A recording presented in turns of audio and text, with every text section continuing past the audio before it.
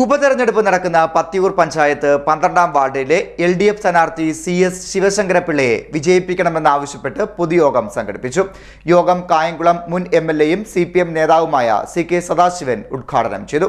ഉപതെരഞ്ഞെടുപ്പ് നടക്കുന്ന പത്തിയൂർ ഗ്രാമപഞ്ചായത്ത് 12-ാം വാർഡിലെ LDF സ്ഥാനാർത്ഥി CS ശിവശങ്കരപിള്ളയെ വിജയിപ്പിക്കണമെന്ന് ആവശ്യപ്പെട്ടുകൊണ്ട് പൊതുയോഗം സംഘടിപ്പിച്ചു. കായംകുളത്തെ മുൻ MLAയും CPM നേതാവുമായ CK സദാശിവൻ പൊതുയോഗം ഉദ്ഘാടനം ചെയ്തു. ഈ കുഴൽപ്പണത്തിന്റെ വരവ് മാത്രമല്ല, കൊണ്ടുവരുന്നത് BJP-ക്കാർ, തട്ടിയെടുക്കുന്നത് BJP-ക്കാർ. 9 ചാക്കുകളിൽ 9 കോടിയാണ് തൃശൂർ എന്ന് പറയുന്ന BJP-യുടെ ഓഫീസിൽ കൊണ്ടുവന്നത് എന്ന് തിരൂർ സതീശൻ പറയുന്നു.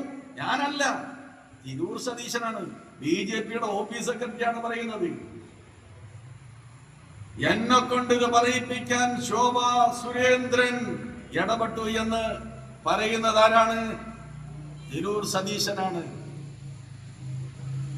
അതുപോലെ തന്നെയാണ് നമ്മളുടെ K സുരേന്ദ്രൻ പറയുന്നത് 4 കോടി രൂപ.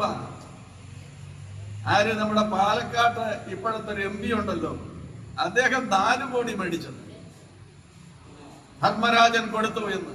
RSSകാരനായ ധർമ്മരാജനോട് ഈ കോൺഗ്രസ്സുകാരനായ ഇപ്പോഴത്തെ MP ഉണ്ടല്ലോ, അദ്ദേഹം മേടിച്ചു എന്നാണ് പറയുന്നത്. ആര്? ഞാനല്ല പറയുന്നത്, അത് പറയുന്നത് തിരൂർ സതീശനാണ്. ഒരു കാര്യം നമ്മൾ ഓർത്തോ, ഈ പണം മാത്രമല്ല, നിങ്ങൾ ഈ ഇലക്ട്രൽ ബോണ്ട് എന്ന് കേട്ടിട്ടുണ്ടോ? ഇലക്ട്രൽ ബോണ്ട് നിയമവിരുദ്ധമാണെന്ന് കമ്മ്യൂണിസ്റ്റ് പാർട്ടി ഓഫ് ഇന്ത്യ മാർക്സിസ്റ്റിന്റെയും ഇടതുപക്ഷ പാർട്ടികളുടെയും നേതാക്കന്മാർ ഇന്ത്യൻ പാർലമെന്റിൽ തന്നെ പറഞ്ഞു. അനധികൃതമായി സമ്പാദിക്കുന്ന പണത്തിന് നിയമ പരിരക്ഷ കൊടുക്കുന്നതാണ് ഇലക്ട്രൽ ബോണ്ട് നിയമം.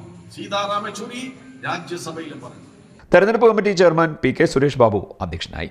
യോഗത്തിൽ CPM ജില്ലാ സെക്രട്ടേറിയറ്റ് അംഗം advocate KH Babujan, area secretary P Aravindakshan, ജില്ലാ കമ്മിറ്റി അംഗങ്ങളായ P Ganakumar, M Sivadasan, Sheikh P Haris, തെരഞ്ഞെടുപ്പ് committee convener KB Prashanth, CPI നേതാക്കളായ K സുകുമാരൻ, KG സന്തോഷ്, റഹീം കൊപ്പാറ തുടങ്ങിയവർ സംസാരിച്ചു. CDN news, Kayamkulam.